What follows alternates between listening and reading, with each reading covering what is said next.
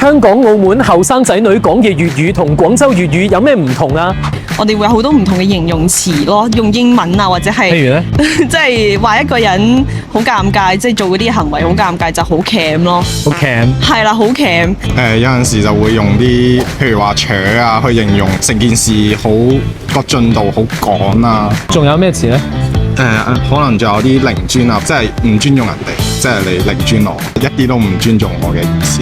零就係個程度嗰啲咯。零知咯，即係我對呢件事零知咯，完全唔知喎咁樣。仲有 hea 咯，就 hea 下 hea 下，即係類似摸魚，對摸魚。摸魚每一句入邊都要有少少英文。你試下用香港粵語嚟講一講。我係中意廣州嘅春天，因為春天真係好 colourful。有時有個文件開唔到啊，卡住咗，即係話撈唔到。咁澳門呢，我哋會好中意表達一啲美食嘅時候啊，譬如話啊好 juicy 啊，或者哇好 soft 啊呢個嘢。譬如話我哋打字廣東話拼音嚟打咯，即係粵語拼音啊嘛係粵拼係啦，即係我係 NGO 咁樣樣啦。同埋打字我哋有時有啲朋友咧，譬如話笑死唔會用笑死，而係 SIU 四。